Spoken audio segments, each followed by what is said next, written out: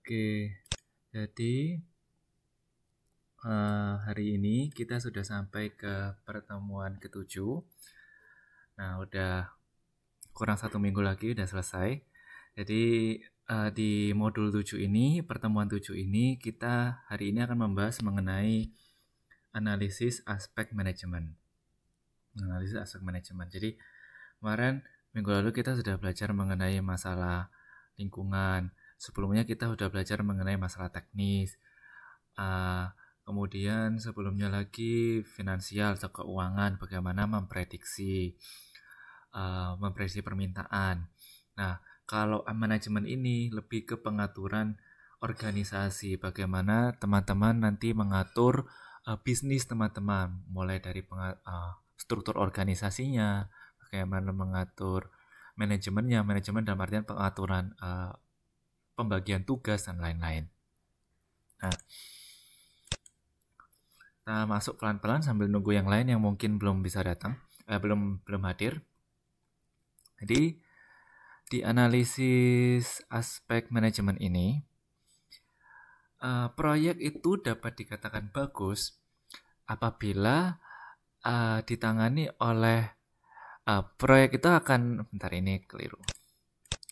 Proyek dikatakan tidak bagus apabila ditangani oleh manajemen yang buruk dan akan mengakibatkan proyek tersebut gagal. Nah, sehingga analisis aspek manajemen yang akan kita pelajari pada hari ini perlu dilakukan untuk menunjukkan bagian mana yang kurang bagus tersebut. Kita kan sudah apabila kita membuat sebuah proyek kan kita sudah melakukan perencanaan. Nah, dengan adanya analisis aspek manajemen ini, kita akan melihat mana sih bagian proyek yang sudah direncanakan ini yang bagus, mana sih yang tidak bagus. Jadi kita analisis. Nah, apa fungsi kita mempelajari analisis aspek manajemen? Di situ saya udah tulis ada 3 tujuan kita belajar, yaitu nantinya kita akan mampu menjelaskan sebab-sebab kegagalan proyek dilihat dari aspek manajemen dan cara mengatasinya. Jadi apabila kita sudah belajar, hari ini kita belajar aspek manajemen ini kita nanti bisa menjelaskan, oh proyek saya ini gagal karena ini, proyek saya ini gagal mungkin karena kurang ini, seperti itu. Tapi dilihat dari aspek manajemen, karena hari ini kita membahas mengenai aspek manajemen. Oke. Tuh.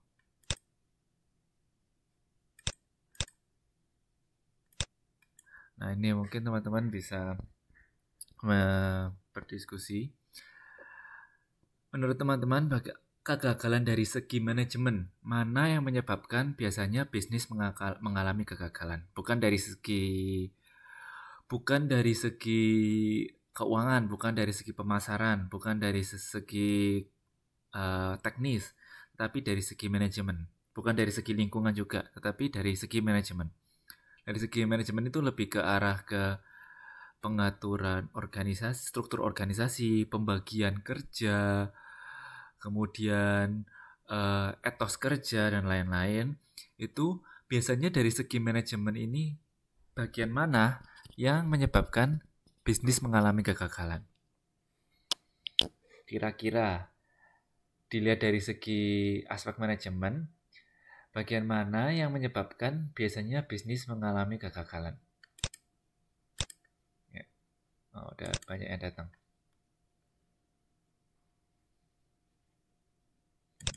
Oke, nih.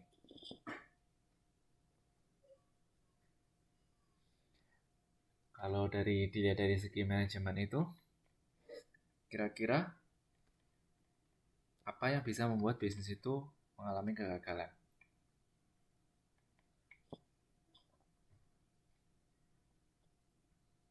Dan bisa memberi opini. Jadi semisal kenapa? Kurangnya perhitungan, target tak tercapai, Pak. Itu lebih ke pemasaran, Mas. Kayak lebih ke manajemen. Manajemen itu lebih ke arah kayak struktur organisasinya, mungkin pembagian pembagian job desk, pembagian kewajiban seperti itu, semacam itu. Mungkin target apa? Target di ada yang mau bicara?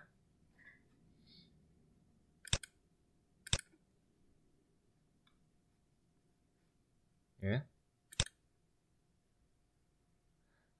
Jadi kegagalan manajemen dari segi manajemen itu mungkin misalnya orangnya terlalu sedikit. Misalnya ada satu tugas, tapi ada satu departemen, tetapi orangnya itu cuman sedikit. Misalnya produksi. Nah, permintaan banyak, tetapi orang yang bekerja di bagian produksi cuma sedikit. Kira-kira kewalahan apa enggak? Pasti kewalahan dong. Kalau misalnya kewalahan, apa yang terjadi? Ya, performanya akan menurun. Begitu juga dengan apabila satu bagian itu terlalu banyak orang, sehingga tidak tahu tugas masing-masing orangnya itu apa. Nah, apa yang terjadi apabila terlalu banyak orang dalam suatu divisi, otomatis akan ada ketimpangan tanggung jawab. Mungkin ada satu orang yang bekerja lebih banyak daripada yang lain. Akibatnya apa? Terjadi salah paham. Kok dia lebih banyak? Kok saya lebih banyak kerjain tugas ini? Dia kok lebih santai? Nah, gajinya sama, salarinya sama. Nah itu dari segi misalnya pembagian job description. Kemudian dan struktur ini ya mungkin orangnya tidak kompeten. Misalnya pabrik bergerak di bidang pembuatan sepatu, tetapi pekerjanya tidak ada pengalaman sebelumnya di bidang industri sejenis. Oh, jadi apa yang terjadi? Ya, jadi harus ngajari dari awal lagi dan itu membutuhkan waktu. Jadi kurangnya kemampuan dari tenaga kerja itu juga menyebabkan kegagalan dalam sebuah bisnis dari sisi manajemen.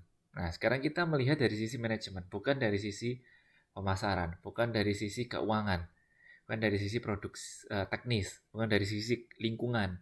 Nah, yaitu lebih ke arah struktur organisasi, lebih dari job description, performa dari tenaga kerja itu sendiri, seperti itu ya. Nah, ternyata di buku itu dijelaskan bahwa banyak hal yang dapat berkontribusi atau memberi sumbangsi kegagalan dalam sebuah proyek atau dalam sebuah bisnis atau dalam sebuah industri. Banyak. Nah, kita bahas secara general, kita secara umum satu persatu apa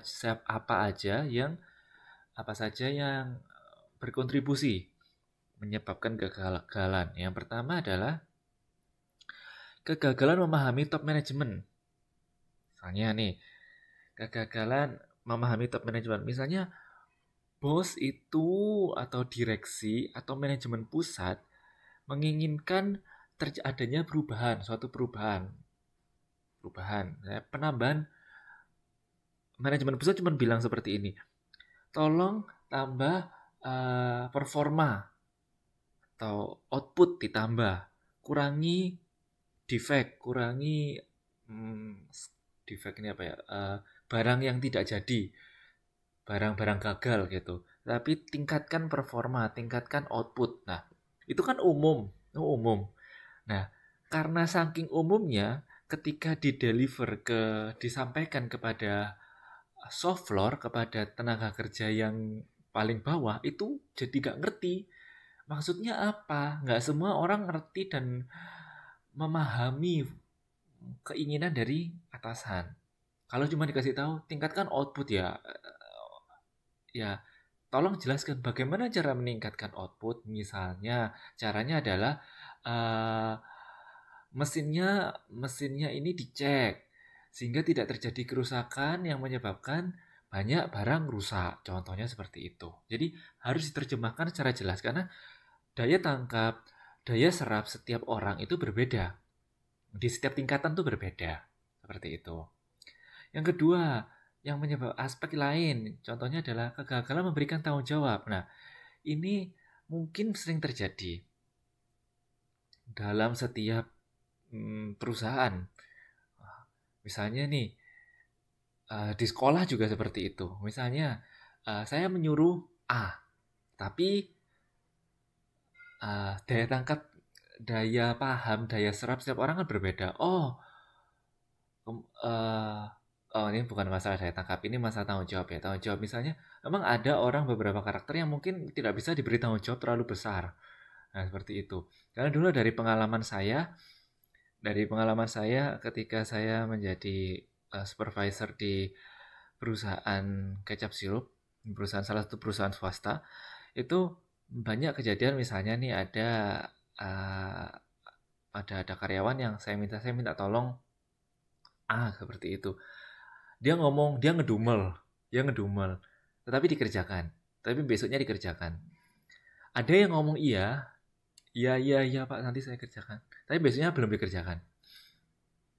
Nah, ada yang tidak mendumel, nggak ngoceh dan dikerjakan. Dan dari situ saya paham bahwa ya setiap orang memiliki karakter yang berbeda-beda dan bagaimana menghandle, meng-treat setiap orang itu juga harus berbeda-beda. Ya, seperti itu. Itu pengalaman saya pribadi. Jadi memberi tanggung jawab orang itu juga harus hati-hati. Jadi pilihlah ketika teman-teman nanti punya usaha dan mempunyai karyawan, harus dilihat dari karakternya. Harus disenami dengan karakternya. Oke. Kegagalan yang ketiga adalah kegagalan mendapatkan tenaga manajemen yang memadai. Ini juga berkaitan dengan yang saya sampaikan tadi sebelumnya, bahwa kadang kita butuh orang yang sudah apa ya istilahnya, punya kapasitas yang bagus gitu, mempunyai performa yang bagus. Dalam artian ya pintar, cerdas, cekatan, semua kualitas bagus ada pada dia. Ini adalah tenaga kerja yang valuable, yang sangat berharga. Kemudian juga ada lagi kemungkinan bisnis ini gagal apabila kekurangan tenaga kerja berpengalaman. Nah, yang seperti saya beri contoh tadi, misalnya nih bergerak di bidang industri sepatu, tetapi karyawannya tidak ada yang punya pengalaman di industri sejenis. Akibatnya apa? Ya harus mengajari lagi. Hasilnya akan beda ketika orang sudah punya pengalaman. Kemudian juga ada aspek lagi kekurangan pemimpin yang berbakat. Nah, pemimpin ini juga sangat berperan penting. Saya dulu pernah membaca sebuah buku bahwa intinya adalah pemimpin itu ketika teman-teman mendapatkan pemimpin yang bagus, yang punya kualitas pribadi yang bagus, maka teman-teman pasti akan bisa maju. Itu. Jadi ketika teman-teman ingin belajar ini didukung. Tetapi apabila pemimpinnya kurang bagus, dia tidak akan membiarkan anak buahnya atau karyawannya ini lebih pintar daripada dia. Nah, ini menurut saya ini adalah satu hal yang salah. Nah, justru pemimpinnya harus mendorong atau mau bekerja sama dengan karyawannya agar bisnisnya lebih maju.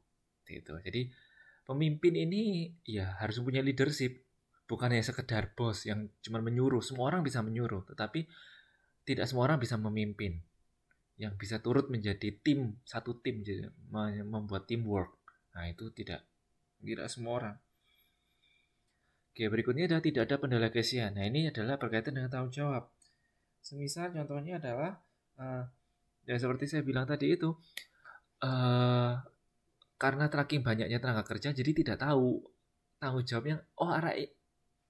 Dia diberi tanggung jawab ini.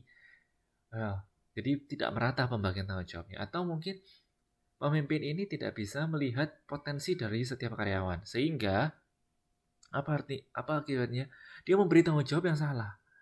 Contohnya dia tahu karakter karyawan ini itu orang yang tidak bisa bekerja detail atau apa istilahnya ya, tidak teliti orangnya. Dikasih tanggung jawab yang ditaruh di divisi yang membutuhkan ketelitian. Tidak bisa. Mungkin dia orangnya tidak teliti, tapi dia adalah orang yang suka berbicara atau pandai berbicara atau percaya diri. Nah, itu taruh di bagian marketing misalnya seperti itu. Nah, ketika memperkenalkan produk dia tidak punya rasa malu. Nah, jadi harus pandai melihat potensi dari setiap karyawan, kemudian diberi tanggung jawab yang sesuai dengan potensinya. Nah, orang yang sadar tentang profit. Nah, ini banyak sekali dari kita yang hanya bekerja untuk mendapatkan salary atau mendapatkan upah atau gaji. Tapi sebenarnya adalah harus menanamkan rasa kepemilikan terhadap perusahaan ini atau industri ini.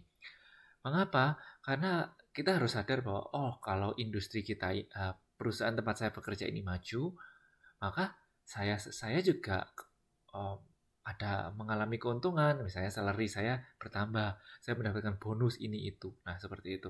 Jadi harus juga memiliki rasa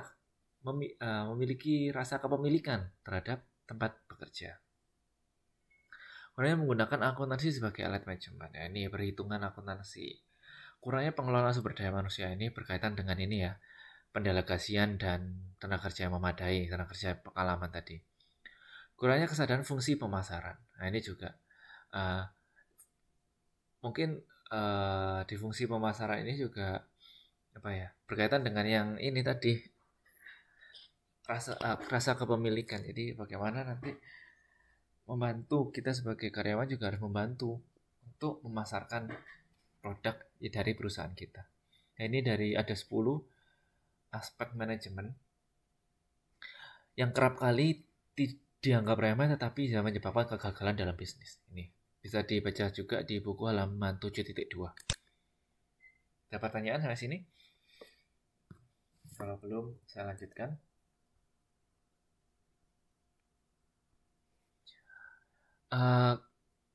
Nah, sekarang kita beralih ke halaman 7.8, manajemen pembangunan proyek.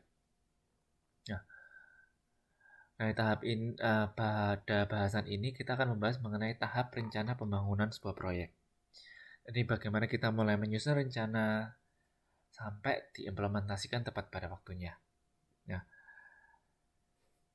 seperti yang kita sudah pelajari berminggu-minggu lalu, bahwa kita ketika membuat sebuah bisnis, membuat sebuah proyek, sebuah kegiatan, kita akan merencanakan terlebih dahulu. Termasuk hal-hal sederhana dalam hidup kita. Kita mau berpergian, kita mau buat rencana, saya jam segini harus naik kereta ini, harus naik mobil, berangkat jam sekian, di sana mau ngapain sampai jam sekian. Nah, intinya perencanaan itu harus kita lakukan untuk semua hal. Nah, dalam skop bisnis, dalam kajian mengenai bisnis, kita membuat rencana dan kita harus menyampaikan kepada orang lain, kepada karyawan kita, kepada rekan kerja kita. Nah, ada beberapa pendekatan agar kita ini dapat menyampaikan rencana kita sehingga semua orang bisa paham, punya satu visi, satu sepaham dengan rencana kita. Yang pertama adalah pendekatan atas bawah atau top down. Nah, pendekatan atas bawah ini umumnya karakternya, cirinya adalah perencanaan proyek dibuat oleh pemimpin saja. Jadi perencanaan bulan depan, perencanaan tahun depan, perencanaan 5 tahun ke depan, itu hanya pemimpin atau pemilik bisnis sendiri yang tahu. Kemudian ya tinggal nanti kalau mendekati baru disampaikan kepada karyawan lainnya. Nah, itu adalah ciri pendekatan atas bawah atau top down. Kemudian ada juga pendekatan bawah atas atau pendekatan bawah atas, yaitu ini bukan top down. Pendekatan bawah atas yaitu pemimpin memberikan ilustrasi dan memberikan wewenang pada subordinat. Misalnya hanya intinya secara general tadi, pemimpin atau pemilik usaha hanya ingin tolong output ditingkatkan. Nah, kemudian caranya diberikan kepada subordinat atau karyawan di bawahnya. Pokoknya saya mau nanti akhir bulan ini penjualan mencapai 5.000 per unit, 5.000 unit. Mencapai angka 5.000 unit di target. Caranya ya terserah, kamu pokoknya saya beri tanggung jawab seperti itu. Itu pendekatan bawah atas. Terus berikutnya ada pendekatan campuran. Itu pemimpin memberikan petunjuk, detail kreativitas diserahkan kepada pemimpin memberikan petunjuk, detail kreativitas diserahkan kepada subordinat. Jadi ketika pendekatan campuran ini tidak hanya memberikan arahan, tetapi dia memberikan petunjuk secara umum, petunjuknya secara umum. Mungkin contohnya seperti tolong kita mau buka kita mau buka market share baru kita di wilayah A. Nah, kamu coba hubungin salah satu dealer ini sebagai rekan bisnis kita. Nah, setelah itu ya sudah, nanti bagaimana kedepannya tolong bicarakan dengan rekan bisnis yang ini. Nah, dia hanya memberikan petunjuk, tetapi ya detail kreativitas pelaksanaannya tetap diserahkan kepada subordinat. Tetapi pendekatan campuran ini masih diberikan petunjuk. Idenya dari pusat, idenya dari pemimpinnya. Disampaikan, kemudian tetap detail perencanaannya, tetap detail pelaksanaannya diberikan kepada karyawannya. Nah, kemudian yang terakhir ada pendekatan kelompok. Perencanaan dibuat oleh sekelompok tenaga ahli. Jadi ya mungkin meng-hire atau menyewa atau meng-hire sekelompok tim konsultan untuk merencanakan sebuah proyek dan mendeliverkannya kepada karyawan. Seperti itu juga mungkin. Jadi ada 4 cara pendekatan dalam membuat perencanaan. Seperti itu, ada pendekatan atas bawah, bawah atas, campuran, dan pendekatan kelompok. Oke.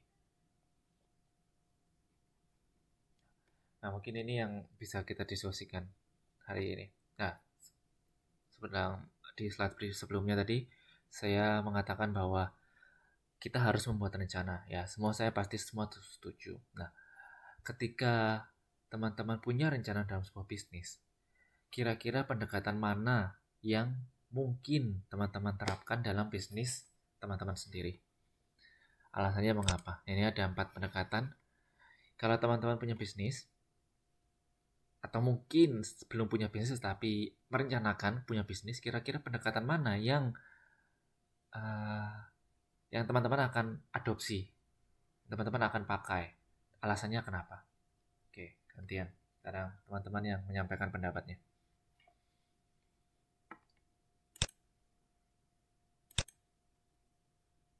Pak, PPT-nya nggak keluar ya, Pak? Sekarang udah. Sekarang udah belum?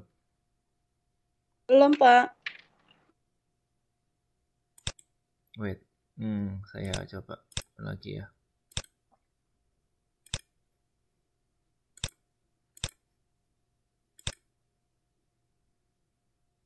Ini sudah? Belum juga? Udah keluar, Pak. Udah. Udah. Oke. Nah, yuk, kalau semisal teman-teman sedang punya bisnis atau merencanakan sebuah bisnis, kira-kira pendekatan mana yang teman-teman akan pakai? Dan alasannya kenapa? Kenapa sesuai dengan pendekatan ini untuk bisnis teman-teman sendiri?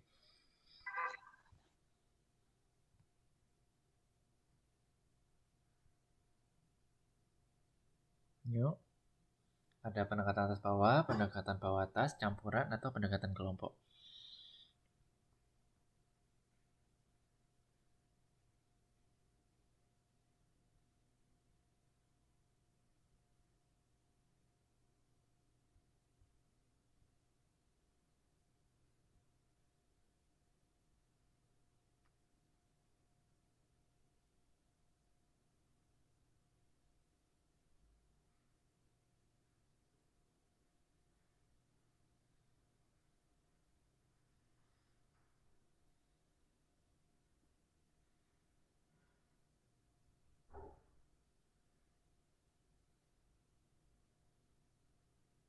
pendekatan campuran, Pak.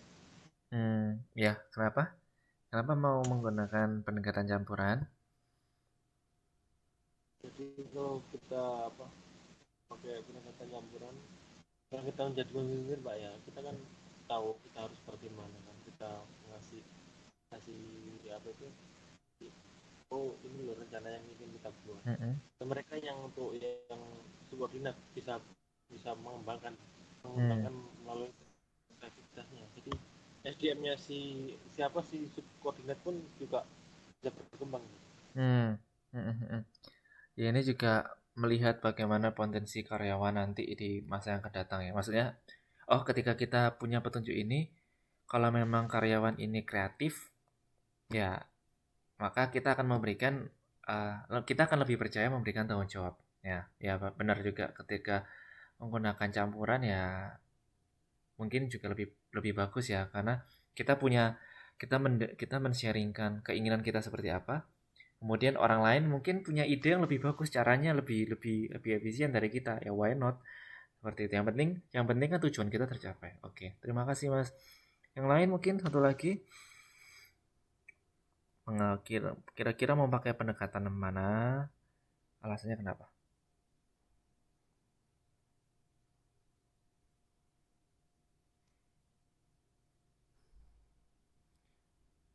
Pendekatan atas bawah, ada yang sebenarnya pendekatan atas bawah juga nggak masalah. Ya, mungkin ada yang milih pendekatan atas bawah.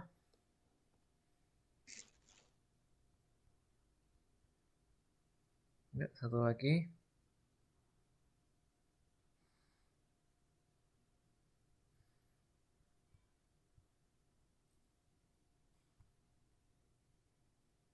Nggak ada? Ya, ada, saya lanjutkan dulu. Oke. Jadi fungsi perencanaan, slide-nya ganti ya, sekarang di slide nomor 7. Kalau belum, bilang. Apa fungsi dari perencanaan dan rencana yang dibuat manajerial di sebuah proyek atau perusahaan? Di buku halaman 7.9. Fungsi perencanaan dan rencana yang dibuat manajerial itu ya jelas untuk apa istilahnya menghindari sebuah kegagalan ya. Perusahaan kita on track gitu. Rencana tanggal sekian membuat ini, tanggal sekian melakukan ini. Jadi tetap dalam satu jalur tujuan kita. Tetapi ada fungsi lain. Yang pertama adalah penerjemah kebijakan umum. Jadi yang misalnya manajemen pusat atau direksi memiliki sebuah keinginan atau kebijakan. Nah, itu bisa disampaikan kepada karyawan yang lain, rekan kerja yang lain.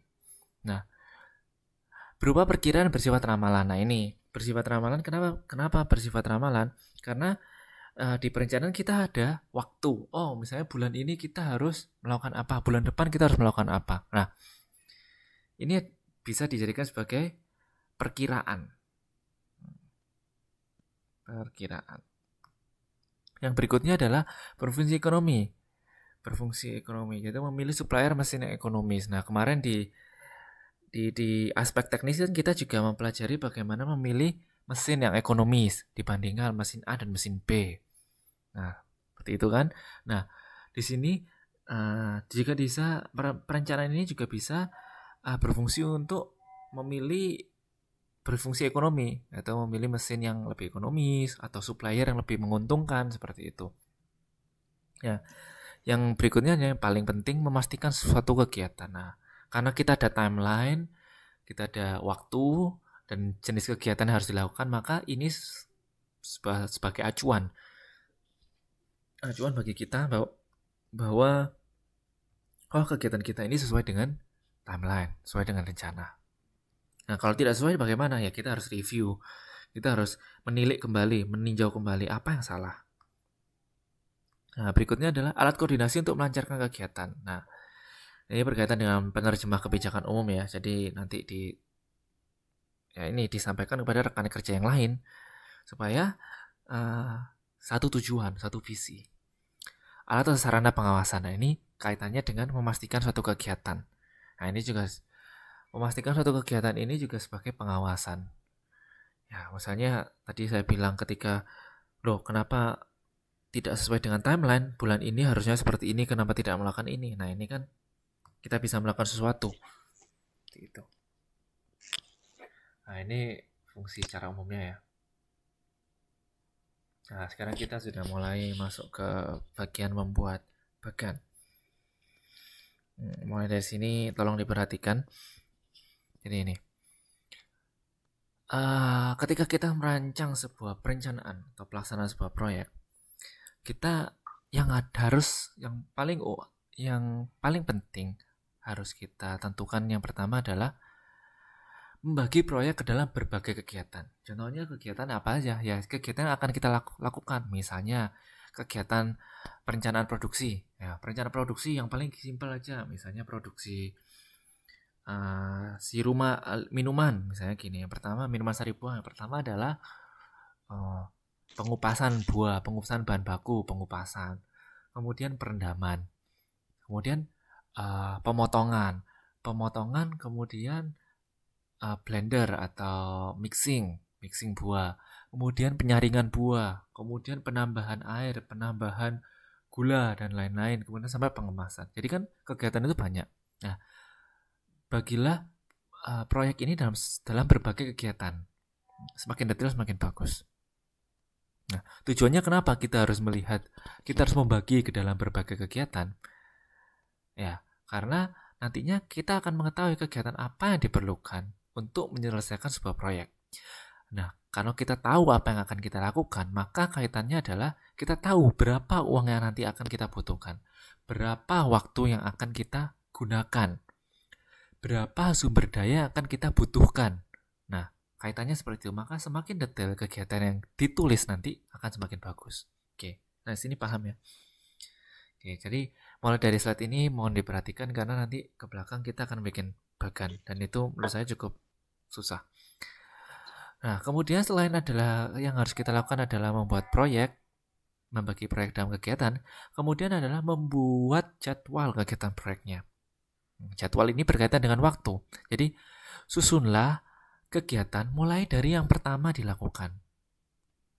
Dan berwaktunya berapa, durasinya berapa. Jangan mulai dari belakang, tapi dari depan. Mulai dari depan, dari detail kegiatan, kemudian diberi waktu. Nah, tujuannya kenapa kita harus memperhitungkan jadwal kegiatan? Jelas, untuk memperkirakan kapan proyek ini akan selesai. Tuh. Butuh berapa waktu yang seperti saya bilang tadi. Kemudian, bagian mana yang kira-kira waktunya bisa kita eliminasi, yang waktunya bisa kita potong, waktunya bisa kita persingkat, sehingga mungkin yang waktu siapnya ini lebih lama bisa kita percepat. Ya kan kita yang untung. Seperti itu. Membuat satu batch produksi, membuat satu cycle produksi butuh 8 jam, bisa potong jadi 5 jam. Kan kita untung. Nah, ini semua pemotongan dari 8 jam menjadi 5 jam contohnya ini akan kita tahu apabila kita merancang sebuah diagram. Nah, dua komponen ini yang menjadi hal penting akan menjadi komponen penting dalam membuat sebuah bagan yang akan kita pelajari nanti, yaitu bagan GANTT atau Gantt, diagram Gantt dan diagram PERT. Itu. Apa itu diagram Gantt? Apa itu diagram PERT? Nah, kita bahas di slide berikutnya. Nah, bagan Gantt. Gantt ini tidak ada singkatannya. Tadi jangan nanti tanya, Gantt ini singkatannya apa? Ini adalah nama orang. Ini adalah nama orang dulu yang mengembangkan diagram ini. Halo, ini mic-nya tolong dimatiin siapa nih, Mbak? Oke. Halo. Momen sangke ya.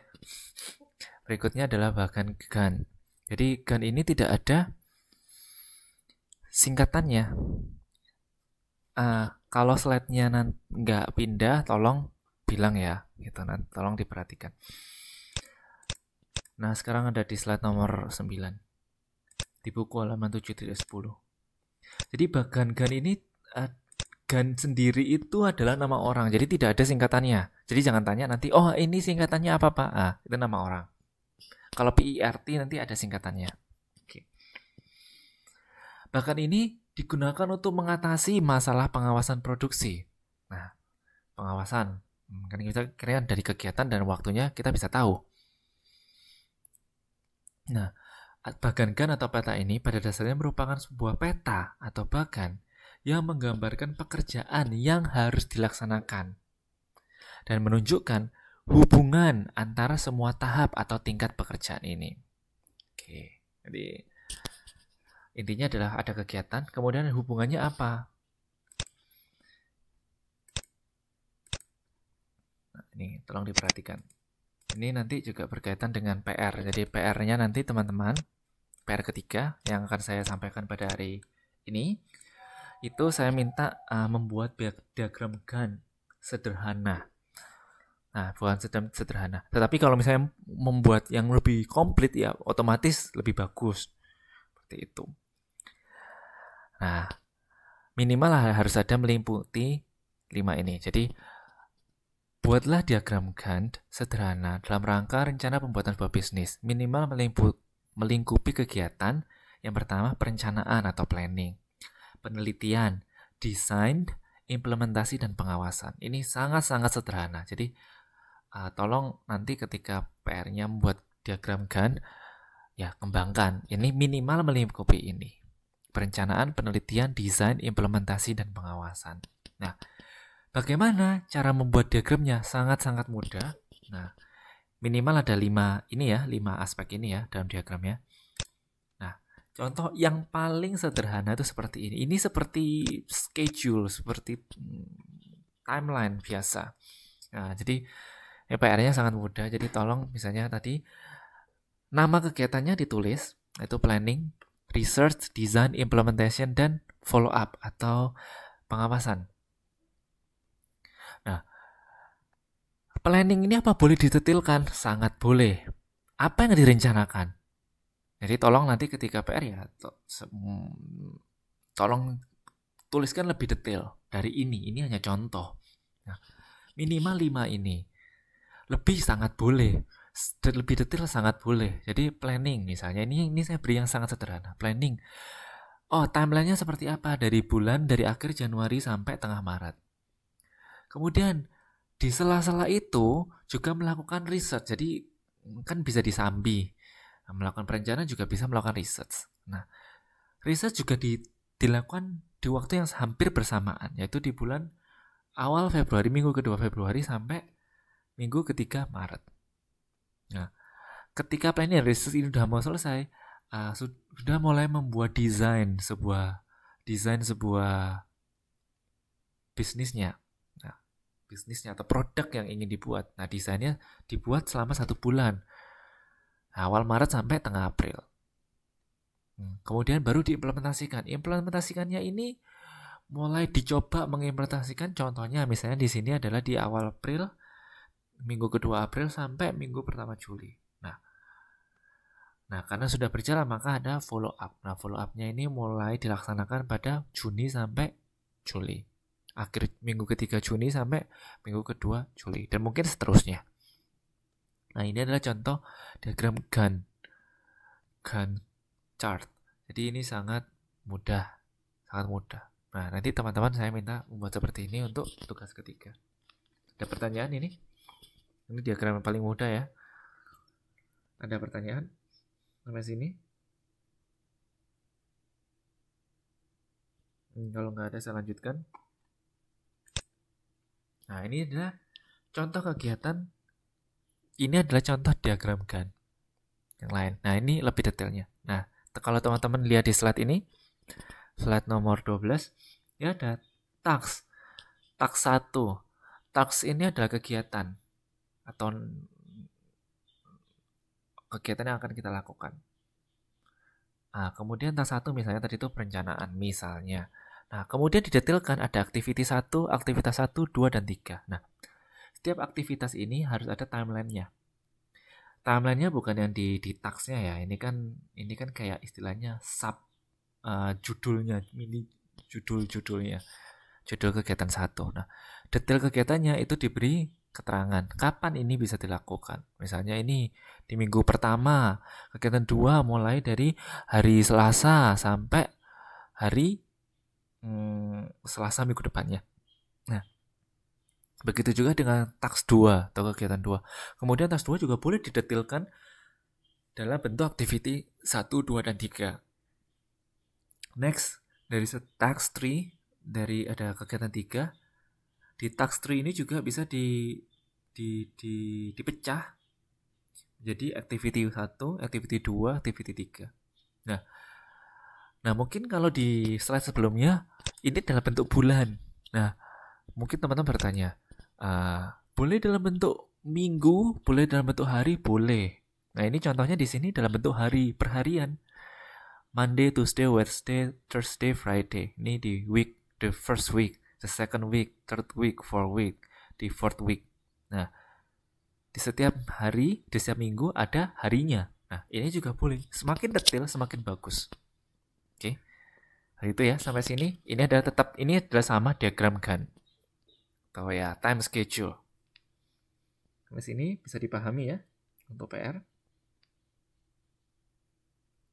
Nah, nanti PR-nya tolong buat diagramkan sesuai dengan kegiatan bisnis teman-teman sendiri. Ya, teman-teman yang tahu. Nah, kalau yang belum punya bisnis, ya ini kesempatan untuk merencanakan. Nah, seperti itu. Nah,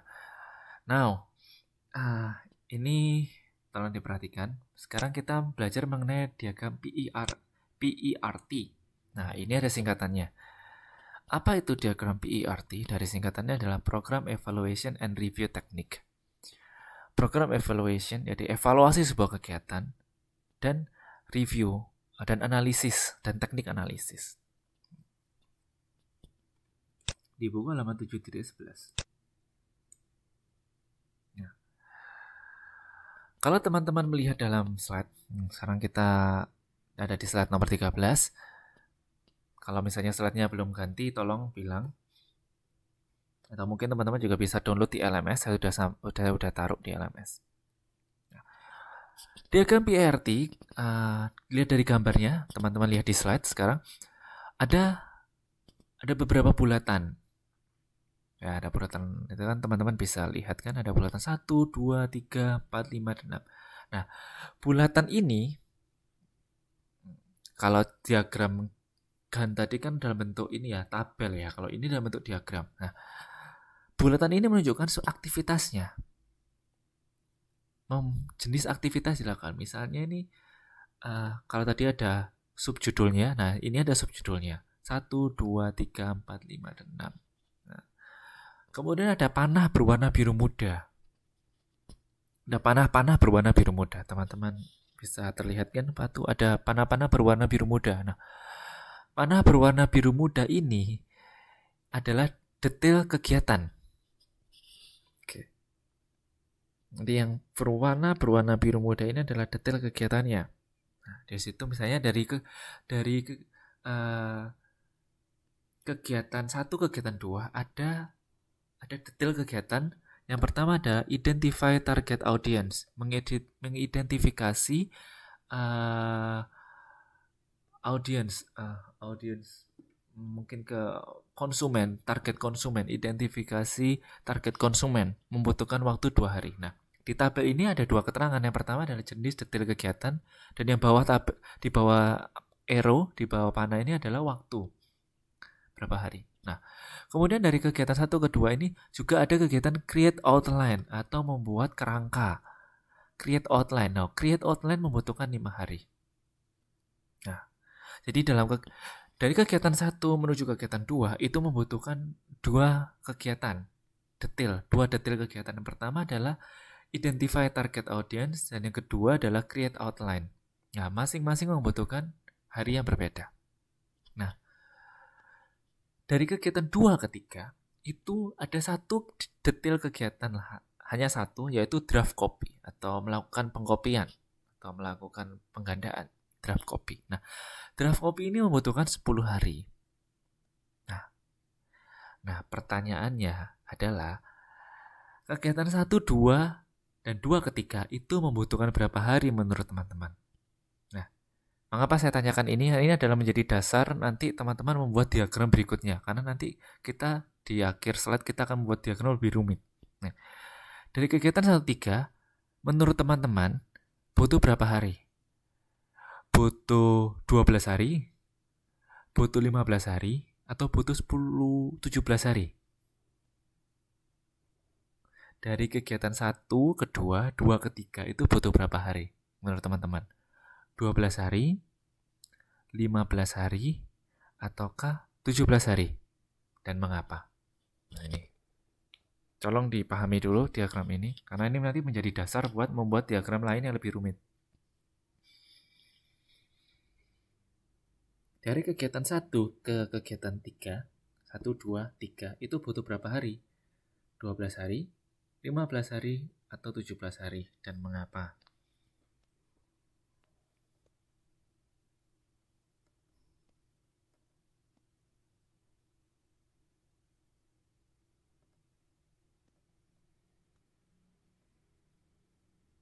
Yuk.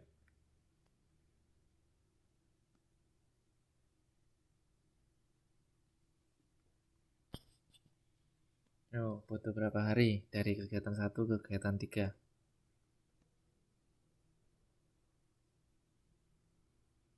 Kegiatan 1 ke 2 Menurut saya 15 hari, Pak. 15 hari. Alasannya kenapa Mbak Herpi? Alasannya itu kan identitas target audiens dan kreator online itu dalam 5 hari gitu loh. Jadi kan identitinya itu di dalam 5 hari itu jadi tidak ditambah gitu. Ada yang jawabannya berbeda dengan Mbak Erpianti? Ada yang jawabannya berbeda? Karena kan kegiatan 1 ke 2 berarti kan dalam satu kegiatan gitu. Ya, ada yang lagi yang berbeda? 15, Pak. 15. Oke, tadi sama ya. Ya, betul. Jawabannya adalah 15. Mengapa? Yang udah dijelaskan Mbak Erpianti itu betul bahwa kegiatan 1 dan 2 itu adalah kita harus menunggu kegiatan create outline dulu yang membutuhkan waktu 5 hari. Baru beranjak ke kegiatan 2 ke 3. Jadi 5, jadi kita ambil 5. Yang 2 ini kan masuk ke dalam 5 hari. Ya betul. 5, dari 1 ke 2 kita hitung 5 hari. Kemudian dari 2 ke 3 membutuhkan 10 hari. 15 hari dari kegiatan 1 ke 3. Oke, jadi dari sini paham ya. Karena yang saya takutkan nanti semakin rumit diagramnya. Nah, diagram PERT ini merupakan perbaikan dari Gantt. Tabel Gantt tadi. Nah, PERT ini merupakan cara untuk menyelesaikan pekerjaan, membantu scheduling menyelesaikan pekerjaan dalam urutan yang lebih praktis. Karena mungkin lebih praktis ya, lebih ada simple daripada Gantt tadi. Ini juga bisa menolong perencanaan proyek rumit, juga membantu mengalokasikan tenaga kerja dan sumber daya. Nah, misalnya ini ada 2 hari sama 5 hari. Mungkin ketika kita menambahkan sumber daya, tambahan orang, 5 hari bisa menjadi 4 hari. Who knows, siapa yang tahu. Jadi waktunya bisa menjadi 14 hari dari ke 1 ke 3 tadi. Enggak 15 hari, tapi 14 hari. Jadi dari sini kita bisa melihat nanti mana yang kita bisa bantu. Nah, membantu menentukan trade-off. Ya, trade-off tadi yang seperti yang saya sampaikan tadi. Pertukaran waktu dan biaya. Berapa rupiah misalnya yang bisa kita kucurkan untuk mengurangi waktu tunggunya. Tuh. Oke. Dalam membuat diagram PERT, kita harus memperhatikan beberapa hal. Yang pertama ada data yang diperlukan, jelas. Jadi dari data ini kita nanti akan kita punya kegiatan apa yang harus kita lakukan. Detail kegiatannya harus dilakukan dengan jelas. Nah, kemudian nanti ada aturan-aturan dalam membuat diagram. Ya, jadi diikuti aturannya. Dari aturannya contohnya dari nomor 1 yang paling kecil di kiri kemudian menuju ke kanan. Oke, bukan dari atas ke bawah, bukan dari bawah ke atas, tapi dari kiri ke kanan. Nah, kemudian menaksir waktu. Nah, penaksiran waktu ini juga nanti ditafsirkan dengan lebih detail. Nanti ada hitungan rumusnya juga nanti kita bahas. Kalau semisal tidak bisa diperkirakan, dikira-kira, ya kita hitung dengan matematika. Jalur kritis. Nah, jalur kritis ini nanti kita pelajari juga. Kemudian penyesuaian dan penyusunan kembali jaringan. Oke. Data, kita bahas satu-satu. Buku halaman 7.12.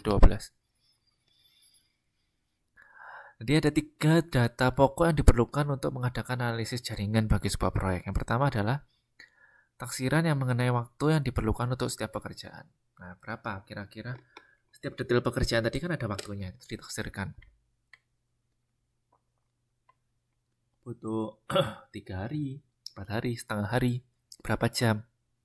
Nah, itu butuh taksiran waktu. Berikutnya adalah urutan pekerjaan harus ditentukan sesuai dengan urutan penyelesaiannya. Nah, kita harus tahu urut-urutannya. Jangan nanti loncat-loncat ya. Karena kalau misalnya loncat-loncat nanti kita tidak bisa mengetahui pos mana yang bahkan bisa kita kurangi, eliminasi waktu tunggunya. Kalau tidak urut, bagaimana nanti kita bisa mengetahui pos mana yang harus kita kurangi waktunya. Harus kita bantu untuk mempercepat. Nah, ini kaitannya dengan biaya juga.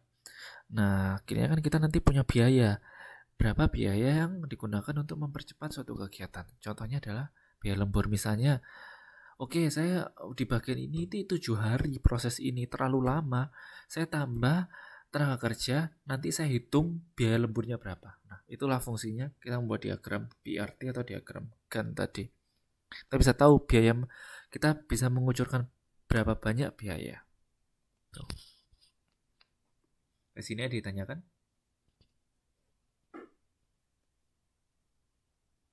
Oke.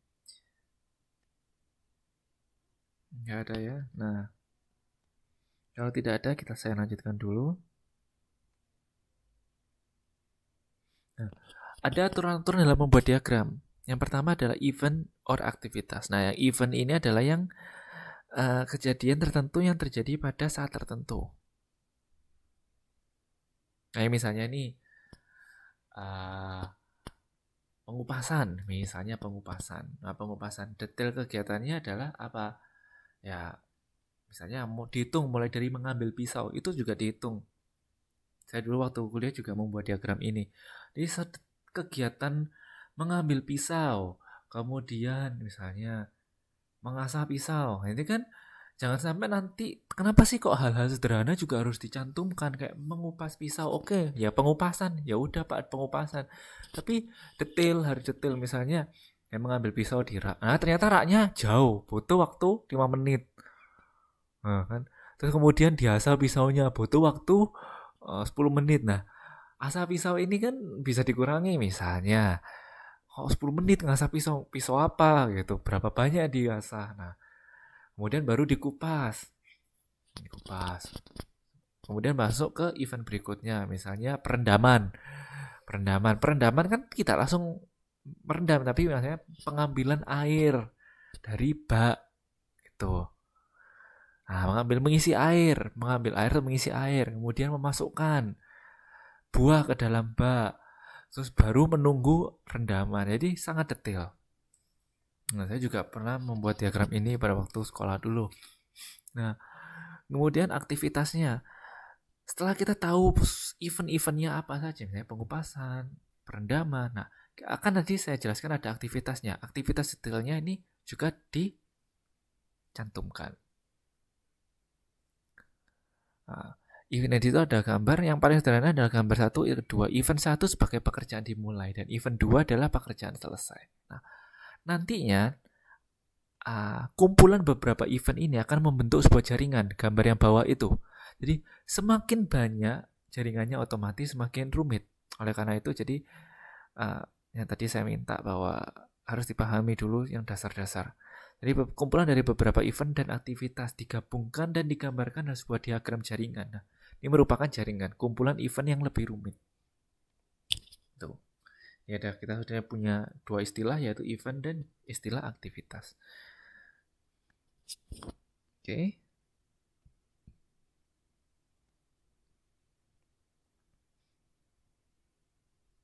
Masih ini ada yang ditanyakan? Ada.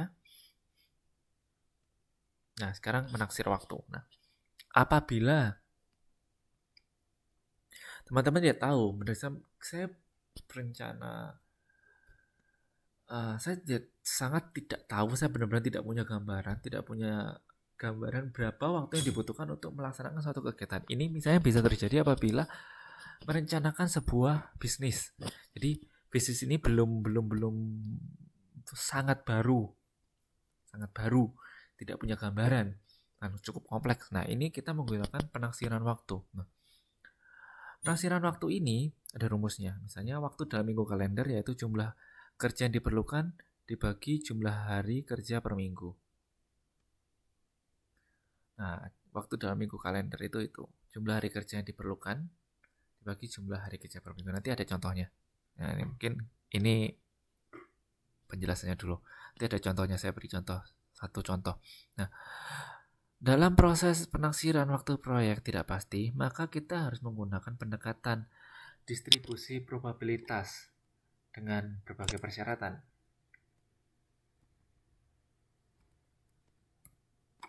Oke, yang pertama adalah apabila ada perkiraan waktu yang paling optimis, yaitu paling cepat, maka kita beri simbol A. Jadi misalnya ini berkaitan dengan sesuatu yang sudah fix, sudah presisi, sudah paling mendekati tepat, itu kita beri simbol A nanti dalam rumus. Nah, contohnya adalah apa yang contoh hal yang bisa kita rasa paling optimis, contohnya berkaitan dengan mesin. Karena mesin ini lebih bisa ditebak daripada tenaga manusia. Nah, mesin kan biasanya kan ada, jelas mesin itu ada kapasitasnya 5.000 per jam, misalnya 5.000 per hour atau 500 per hour, jelas. Nanti kan dari sini kita akan melihat, karena ini sudah presisi, hampir presisi, maka kita simbolkan A. Contohnya adalah hal yang berkaitan dengan mesin. Kemudian ada lagi berikutnya, mungkin ada hal-hal yang kita sangat tidak bisa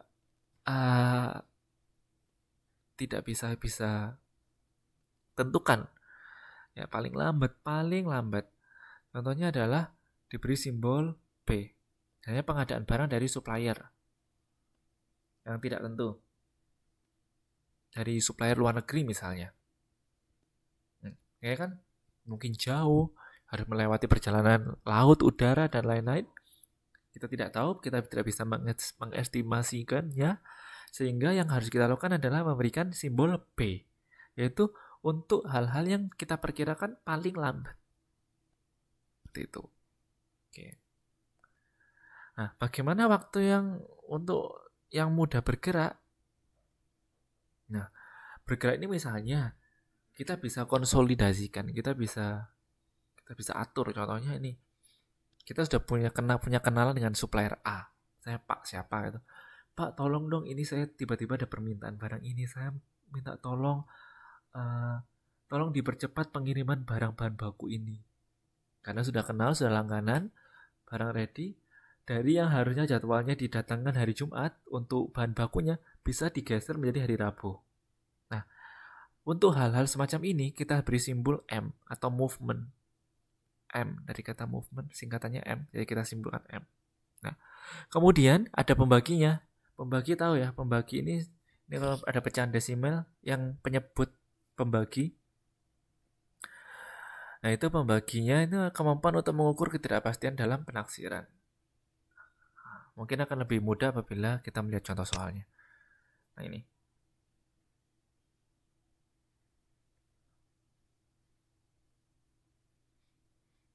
Nah, kita contohkan seperti ini.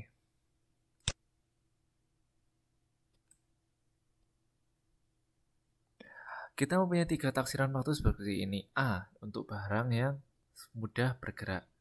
Untuk barang yang paling cepat. Itu adalah 4. Nah, kemudian 4 ini adalah waktunya adalah 4 jam, 4 apa, seperti itu. Kemudian M adalah waktu yang bisa dipercepat. Dipercepat 20 jam, 20 hari, 20 bulan. Nah, ingat karena semuanya ini dalam satuan waktu. Jadi samakan dalam satuan waktu. Kalau misalnya hari ya hari semua, jam ya jam semua, bulan ya bulan semua. Nah, kemudian untuk waktu yang bisa paling lambat perkiraan misalnya 26. Nah, let's say ini 26 hari. Dari A 4 hari, M 20 hari, B 26 hari. Nah, berapa waktu yang diharapkan? Nah, ini pembaginya adalah 6 hari kerja. Misalnya ini semua dalam hari ya, berarti pembaginya ini adalah 6 hari kerja. Nah, tinggal dihitung. Jadi TE adalah waktu yang diharapkan untuk menyelesaikan satu aktivitas. Jadi TE sama dengan A tambah 4M tambah B per 6. Itu. Ya tinggal dihitung berapa. 4 tambah 4 kali 20 tambah B. B-nya berapa? 26 dibagi 6. Nah itu berapa? Akhirnya kita mengetahui berapa waktu yang diharapkan. Ini sederhana ya. Ada yang ditanyakan sampai sini?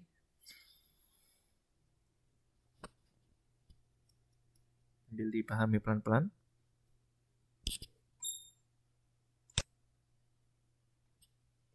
Nah, ini kita sampai pada materi yang paling susah.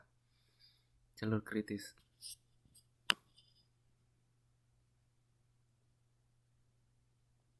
Nah, di slide itu saya tampilkan satu ilustrasi diagram. Itu ada jaringan ya. Jaringan, tidak terlalu rumit, tapi tidak sederhana juga. Ada jaringan. Ada percabangan di 3 dan 4. Nah, di situ diminta hitunglah jumlah waktu penyelesaian proyek dan total slack-nya. Total penyelesaian waktu proyek dan total slack-nya. Total slack ini apa? Total slack ini lebih ke ruang untuk efisiensi. Ruang untuk efisiensi. Jadi kita nanti bisa tahu mana yang bisa kita kurangi.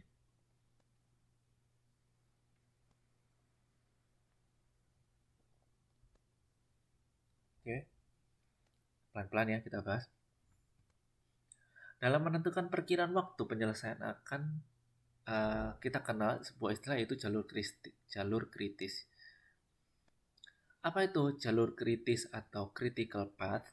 Yaitu jalur yang memiliki rangkaian-rangkaian kegiatan dengan total jumlah waktu terlama dan waktu penyelesaian proyek tercepat. Jadi ada rangkaian-rangkaian kegiatan, ada total jumlah waktu terlamanya, dan ada waktu penyelesaian proyek tercepat. Nah sekarang teman-teman, tolong perhatikan jalur kritis ini karena kita akan menghitungnya dengan cara yang berbeda dengan yang di buku. Jadi cara ini cara agak berbeda lebih buku dengan yang di buku. Saya sampaikan cara yang lebih mudah. Nanti dicoba sendiri mau pilih yang di buku atau cara saya. Nah, dari ilustrasi gambar di atas, dari gambar ini, diagram ini, yang harus kita lakukan adalah membuat tabel. Tabel ini adalah terdiri dari beberapa kolom. Kolom yang pertama itu adalah kolom kegiatan. Kolom kegiatan. Nah, jangan lupa di kolom kegiatan ini dibagi menjadi 2 kolom kecil yaitu I dan J. Apa itu I? Apa itu J? Ini adalah awal kegiatan itu berlangsung. Dan J adalah akhir dari kegiatan itu berlangsung.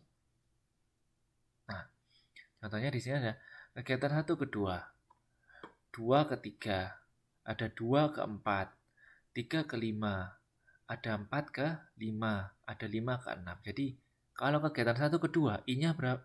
I-nya apa? I-nya adalah kegiatan 1. J-nya apa? Berarti J-nya adalah kegiatan 2. Begitu juga dengan ini. 2 ke 3, kegiatan 2 ke 3. I-nya apa? I-nya adalah 2. J-nya apa? J-nya adalah 3. Kegiatan 2 ke 4. I-nya apa? 2. J-nya apa? 4. J itu yang terakhir, itu yang awal. Oke, sampai sini paham ya, sederhana. Kolom berikutnya adalah kurun waktu atau simbol T. Kurun waktu jelas sederhana. Kalau dari ilustrasi diagram tersebut, kurun waktu adalah angka yang diberi kurung. So there is 2, 1 ke 2, 2, 2 ke 3, 5, 2 ke 4, 3, 3 ke 5, 6, 4 ke 5, 4, 5 ke 6, 3. Jadi yang ini, yang di dalam kurung ini adalah waktu yang dibutuhkan untuk menyelesaikan sebuah kegiatan. Oke, sampai sini paham ya? Kolom 1, 2. Nah, kolom ketiga adalah awal. Awal disimbolkan dengan ES dan EF.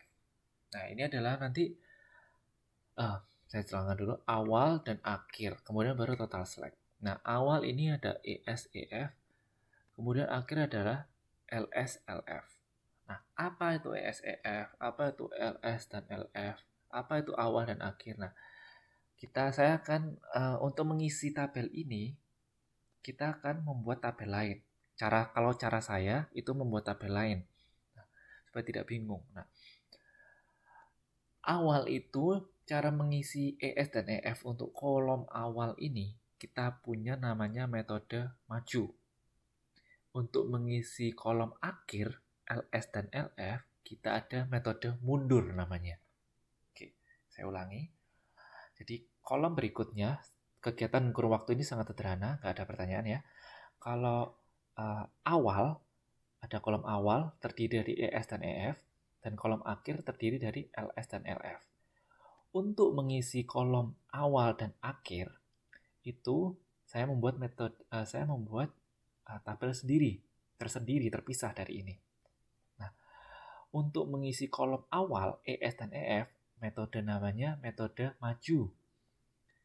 Untuk menghitung atau mengisi kolom akhir LS dan LF ini, ada namanya metode mundur, kebalikannya. Oke, paham ya? Apa itu metode metode maju? Untuk mengisi kolom awal, kita perhatikan slide berikutnya. Oke. Nah, di sini mohon diperhatikan, karena kalau tidak memperhatikan nanti ke belakangnya juga tidak paham. Oke. Untuk mengisi kolom awal, kita ada namanya metode maju. Caranya, saya membuat diagram lain. Jadi, tabel ini tulis ada kegiatan pertama. Kegiatan pertama apa? Kegiatan 1 dan 2. I-nya apa? I-nya adalah 1. J-nya apa? J-nya adalah kegiatan akhirnya, yaitu 2. Berapa kurun waktunya?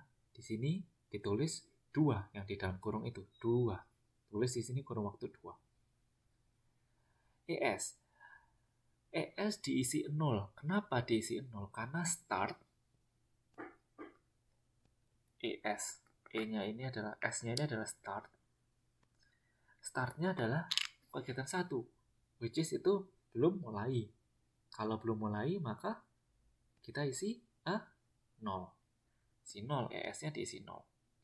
EF-nya berapa? Nah, EF-nya ini adalah finish-nya. Finish-nya berapa? Finish-nya adalah diisi durasi waktunya. Durasi waktunya yaitu 2. Jadi ES-nya diisi 0. Untuk kegiatan 1 dan 2, kurun waktu 2, ES-nya adalah 0 karena dia adalah awal. Dan EF-nya atau finish-nya adalah 2. Oke, sampai sini paham ya? Kemudian kita masuk ke cabang pertama, karena kalau teman-teman lihat di tabel itu, dari kegiatan 2 kegiatan 2 itu ada 2 cabang. Percabangan yang pertama adalah bercabang ketiga dan bercabang keempat. Nah, kita ilustrasikan, kita perhitungkan dua-duanya. Nah, cabang yang pertama, let's say adalah dari kegiatan 2 ke 3. Oke, dari kegiatan 2 ke 3, itu berapa kurun waktu yang dibutuhkan? Berapa di situ? Kurun waktunya berapa? 5 ya. Tuh, dari kegiatan 2 ke 3 ada kurun waktu 5. Nah, ES-nya berapa? ES-nya karena kita sudah punya 2 tadi, finish-nya di ini kan 2. Nah, berarti ES-nya untuk cabang berikutnya ini adalah 2. Startnya di 2. Nah, Kemudian finishnya berapa? Nah, ini kan 2. Kemudian di sini 5. Berarti kegiatan 1 ke 3 butuh berapa? 2 ditambah 5. 7. Nah, sini paham nggak?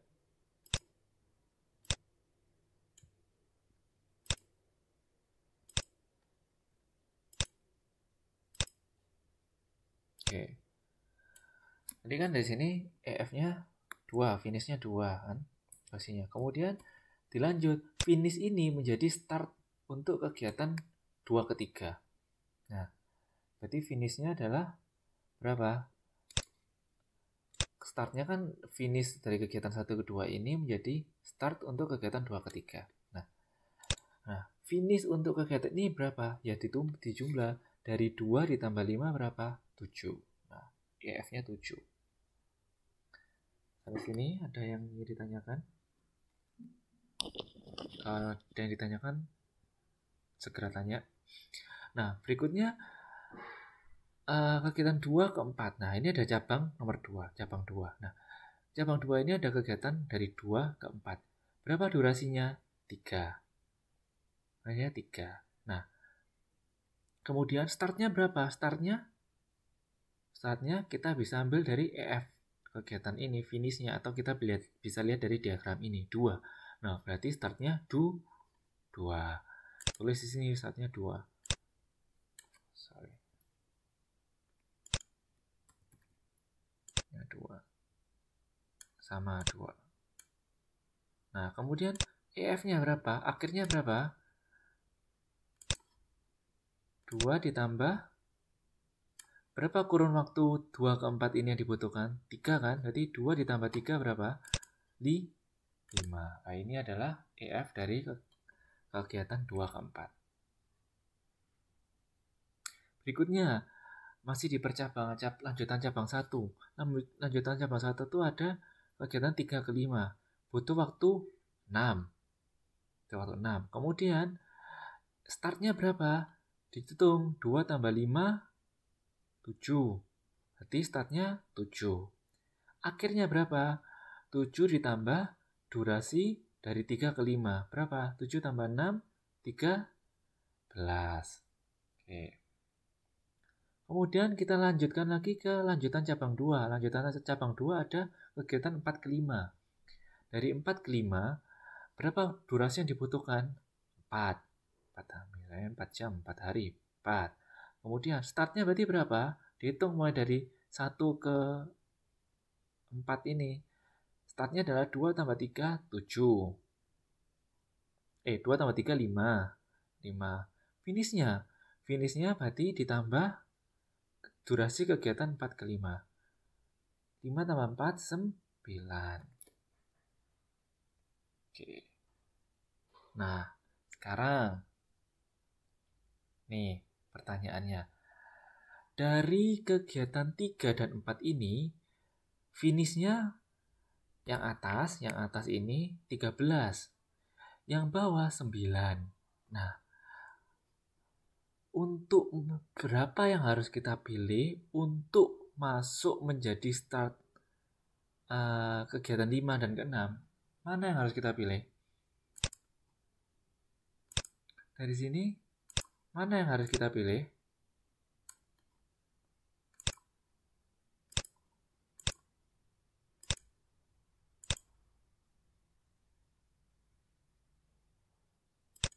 Nah, jadi kan ini kan ada 2 cabang atas dan cabang bawah. Nah, cabang atas ini sampai dari kegiatan 1, 2, 3, 5 itu membutuhkan 13. Nah, 1, 2, 4, 5 membutuhkan 9. Mana yang akan kita pilih untuk memperhitungkan kegiatan 5 ke 6, 13 atau 9? Dan mengapa? Mengapa kita pilih 13? Nah, kita pilihnya 13. Kenapa? Ya, ini yang sama dengan yang ada di diagram PRT awal tadi. Kita harus menunggu. Kalau 9 ini kan kita masih, kalau kita pilih yang 9, nah 13 ini masih belum jalan. Jadi istilahnya seperti ini. Ilustrasinya mungkin lebih gampang seperti ini. Ada 2 dalam sebuah line produksi, imajinasikan ada sebuah line produksi, ada 2 cabang dalam line produksi itu. Di bagian pengemasan ada 2 cabang. Cabang yang pertama itu adalah pembuatan karton, melipat karton. Nah, sisi yang lain itu adalah memasukkan botol ke dalam karton.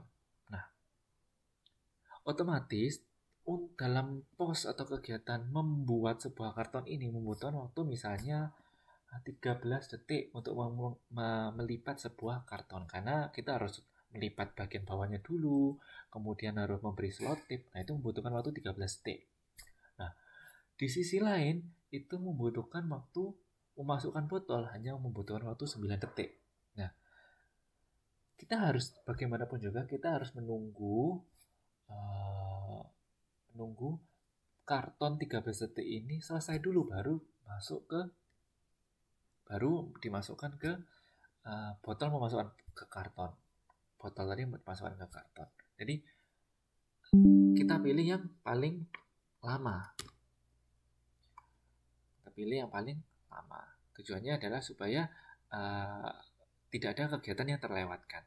Itulah alasan kenapa kita dalam metode maju ini kita pilih 13, yaitu cabang yang paling atas. Oke. Kemudian kalau kita sudah fix pilih 13, berarti dari kegiatan 5 ke 6 durasinya ada 3. Nah, startnya kita sudah pilih 13. Nah, kemudian berarti finishnya berapa? Ditambah 3. 13 tambah 3, 16.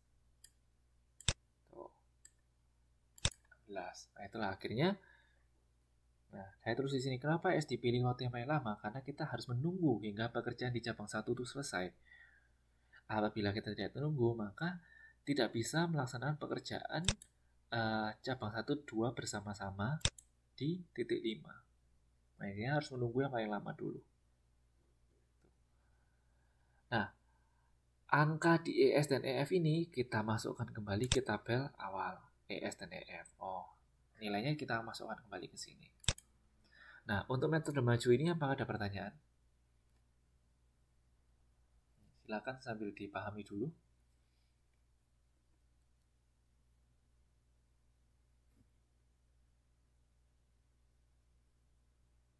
Apakah ada pertanyaan?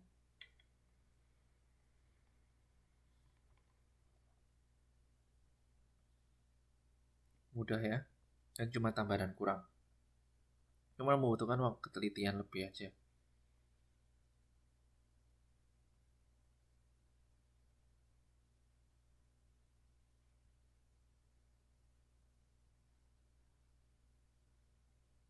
Oke. Kalau tidak ada pertanyaan, saya lanjutkan ke metode mundur. Nah, metode mundur ini untuk mengisi kolom akhir LS dan LF. Nah, untuk metode mundur ini, hal yang paling penting diperhatikan adalah urutan mengerjakannya dari bawah ke atas atau mundur.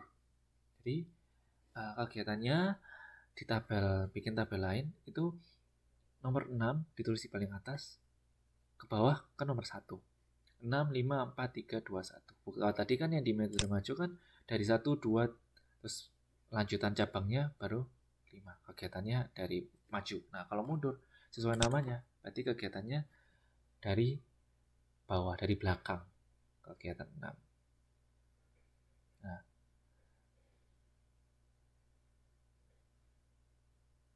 cara mengerjakannya dari bawah. Selain menghitung, menulis urutan mengerjakannya dari bawah ke atas, kita mengerjakannya juga dari bawah. Oke. Kita kegiatan 5-6 dulu. Dari kegiatan 5 ke 6. Dari belakang dulu, 5-6. Nah, 5-6 ini butuh 3. Durasinya butuh 3. Nah, kemudian karena kita tadi sudah memilih. Nah, kemudian yang pertama itu adalah yang ini 16. Karena dari mana kita mengisi 16 tadi kan di kegiatan awal kita sudah pilih bagian atas yang kita pilih, bagian bawah kan cuma 9 tadi, nah bagian 13. Jadi kita hitung di sini bagian atasnya aja, kan kita tadi di metode maju udah milih ya, ini kan yang bagian atas yang kita pilih kan, karena kalau bagian bawah kita harus menunggu, bagian atas. Jadi bagian atas, jadi kita hitung 1 ke 2, 2 ke 3, 5, di 2 tambah 5, 7 tambah 6, 13 tambah 3, 16. Jadi tulis di sini dari finishnya dulu 16. Nah, kalau kita sudah memilih, kita pilih jalur yang atas, nah kita hitung dari awal sampai akhir ketemu 16. Tahu ya kenapa kita memilih yang atas ya? Itu kita hasil pilihan kita dari metode maju tadi. Jadi kita pilih jalur yang atas. 13. Nah, 13 jadi 1, 2, pokoknya hitung semua dari kegiatan 1 sampai kegiatan 6.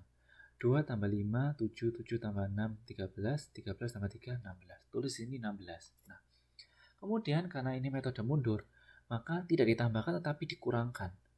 16 dikurangkan dengan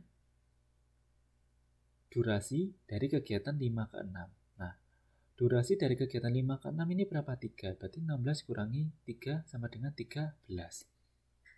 Nah, kalau yang maju tadi ditambahkan, kalau yang mundur itu kita kurangkan dengan durasi waktu. Nah, 16 kurangi 3, 13. Nah, kemudian kita beranjak ke kegiatan cabang 2, yaitu dari 4 ke 5. 5 ke 6, sekarang 4 ke 5. Nah, 4 ke 5, jangan lupa di sini start dari kegiatan 5 ke 6 ini menjadi finish dari kegiatan 4 ke 5. Ini saya beri tanda. 13-nya ini kita jadikan finishnya. Jadi finishnya. Nah, 13. Nah,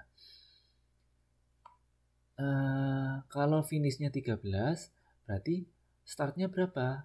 Startnya adalah 13 dikurangi durasi dari kegiatan 4 ke 5. Durasi dari kegiatan 4 ke 5 berapa? 4. Sehingga 13 kurangi 4 berapa? 9. Terus itu 9. Oke, sampai sini bisa dipahami. Jadi start dari kegiatan 5-6 ini menjadi finish untuk kegiatan 4-5. Nah, kemudian startnya seperti apa? Startnya 13 dikurangin durasi dari kegiatan 4 ke 5. 13 kurangi 4, 9.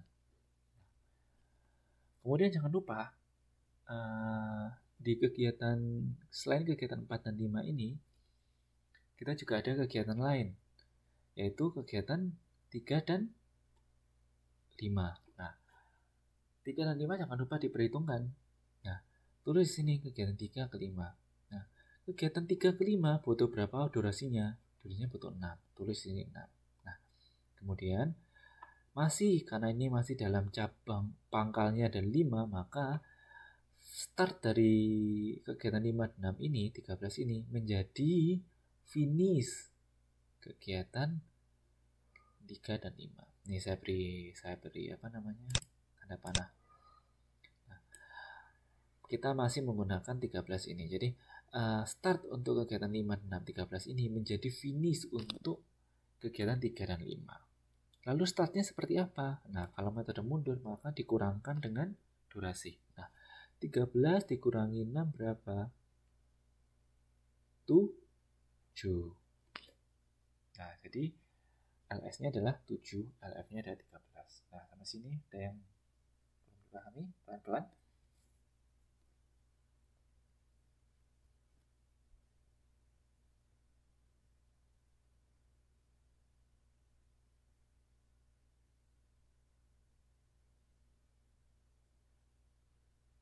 Oke.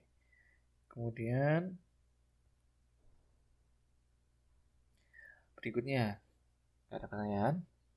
Kalau tidak ada, kita kembali lagi ke lanjutan dari cabang 4 dan 5. Lanjutan dari cabang 2. Nah, ini ada, kan tadi kita 4, 5 yang pertama, berarti kita lanjutkan. Nah, yaitu adalah kegiatan 2 ke 4. Kegiatan 2 ke 4 ini Durasinya berapa? 3. Nah, finish ini start dari cabang 4 dan 5 ini menjadi finish dari kegiatan 2 dan 4. Nah, ini saya beri lingkaran. Jadi start menjadi finish dari kegiatan 2 ke 4. Saya ulangi, start dari kegiatan 4 dan 5 ini menjadi finish untuk kegiatan 2 dan 4. 9-nya dimasukkan ke sini. Oke. Nah, kemudian bagaimana menghitung startnya? Startnya adalah 9 dikurangi durasi dari 2 ke 4. Berapa durasinya dari 2 ke 4? 3. Sehingga 9 dikurangi 3 sama dengan 6. Oke. Sambil dipahami ya.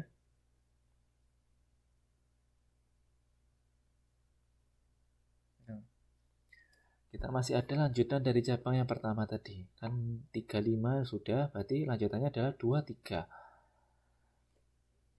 Nanti cabang 1. Kegiatan 2 ketiga. Kegiatan 2 ketiga berapa kurun waktu yang dibutuhkan? 5. Nah, kemudian finishnya merupakan start dari kegiatan 3 dan 5. 7. Tadi kan 7 di startnya. Nah, ini menjadi finish untuk kegiatan 2 dan 3.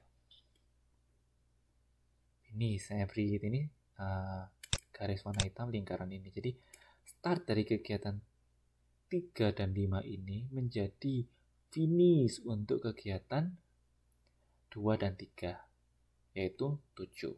Nah, startnya seperti apa? Menghitung startnya seperti apa? Karena ini metode mundur, maka finishnya tadi 7 dikurangi durasi waktu dari kegiatan 2 dan 3. Berapa durasi waktunya? 5. Sehingga 7 dikurangi 5 sama dengan 2. Oke. Di sini dipahami dulu.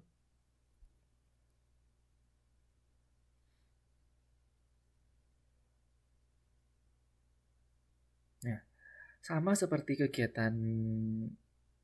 seperti metode maju tadi. Di metode mundur, kita juga harus memilih. Kalau tadi kita memilih di kegiatan maju, kita memilih finishnya 3 dan 9, kita pilih yang paling lama. Lalu bagaimana dengan kegiatan mundur? Metode mundur, nah kita memilih startnya, kebalikannya. Jadi semuanya serba kebalikannya. Kalau metode mundur, kita pilih startnya. Kita pilih yang paling cepat atau yang paling lambat? Kebalikannya.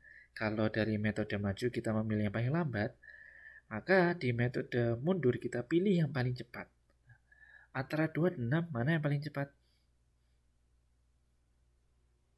2 ya, yang paling cepat, sehingga kita pilih di sini 2. Jadi start kegiatan 2 dan 3 menjadi finish untuk kegiatan 1 dan 2. Kita pilih yang cepat. Ingat, untuk metode mundur kita pilih yang paling cepat. Kalau maju kita pilih yang paling lambat.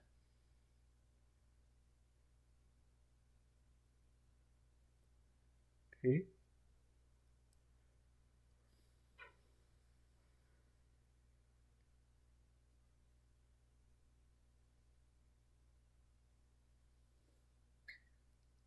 Berarti setelah ini dipilih 2, maka tulis ini kegiatan 1 dan 2 butuh durasi waktu 2. Sehingga 2 dikurangi 2 sama dengan 0. Ini harus 0 ini. Karena start kan, sama seperti tadi. Nah, jawaban kita LS dan LF ini semua kita masukkan kembali ke dalam tabel LS dan LF. Nah, kita masukkan jawabannya. Nah, sehingga akhirnya kita dari sini total slack adalah saya pakai tabel ini. Total slack adalah hasil pengurangan dari LF dan EF. Slack ini, biar nggak bingung, saya tulis di sini.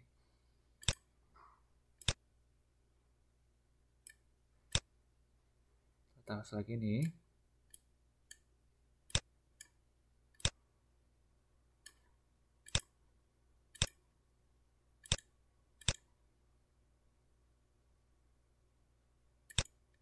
oke.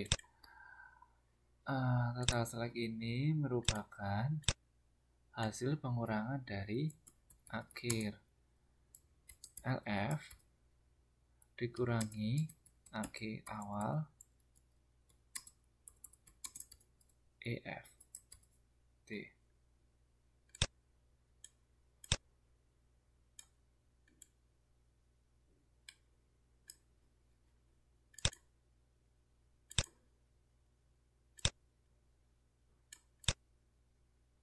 Nah, ini awal ini akhir LF dikurangi awal EF. Jadi misalnya 2 kurangi 2, 0. 7 kurangi 7, 0. 9 kurangi 5, 4. 13 kurangi 13, 0.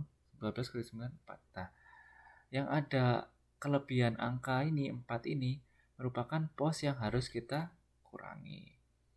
Jadi bisa kita kurangi sebagai, mungkin kita bisa menambah karyawan, berinvestasi mesin baru, seperti itu. Nah, itulah cara menghitung total slack. Dari sini ada yang ingin ditanyakan? Sebelum saya lanjutkan ke slide terakhir.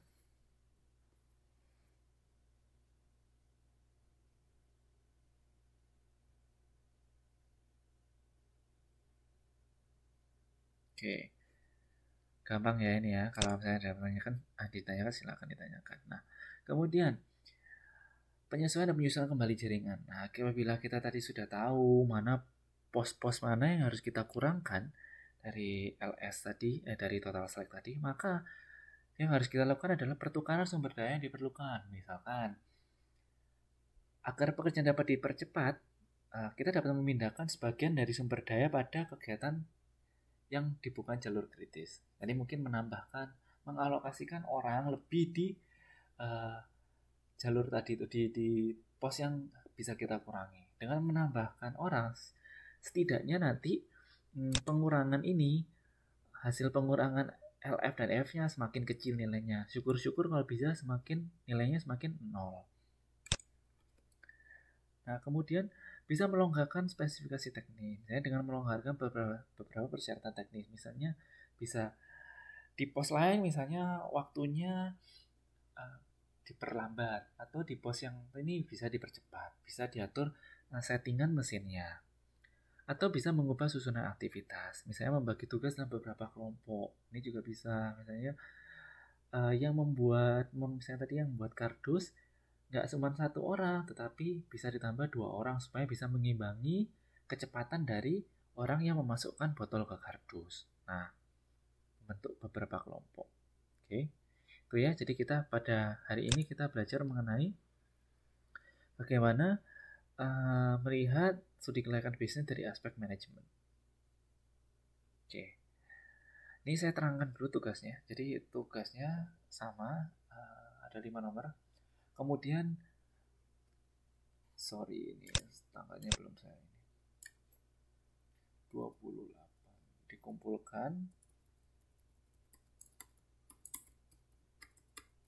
dikumpulkan tanggal 28 melalui email atau LMS. Email dan LMS, tolong di dua-duanya, email dan LMS. Oke, email saya seperti yang dulu, tugas 1 dan 2. LMS juga sama. Kemudian ini dari modul, kemudian modul bab 6, 7, 8. Kemudian ada 2 pertanyaan tambahan. Nomor 4 itu jelaskan pengertian dari ANDAL, RKA, dan RPL. Itu yang sudah saya jelaskan di aspek lingkungan minggu lalu. Kemudian buatlah 1 diagram Gantt secara sederhana, tapi kalau bisa lebih detail, mengenai persiapan pembuatan proyek atau bisnis. Bisnisnya bebas, bisa dari bisnis teman-teman sendiri atau perencanaan bisnis teman-teman sendiri.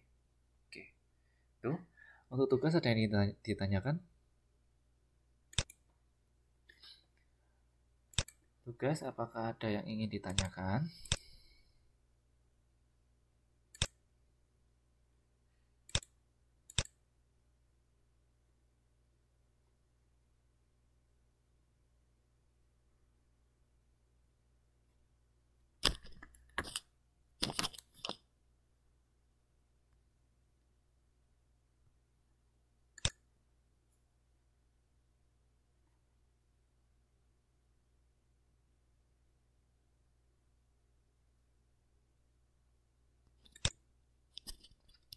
Halo?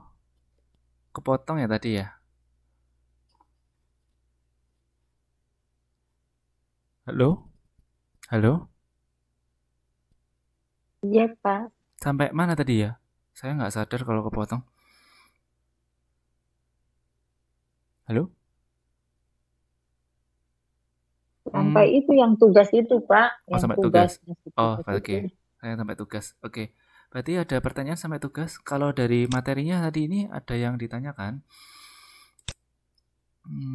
Pak, itu mau tanya, itu soal yang nomor 4 itu jelaskan panggilan andal atau amdal. Oh, bentar. Yang andal. Bentar ya. Saya share screen dulu. Entire screen window. Share. Kenapa nggak bisa ya share screen ya?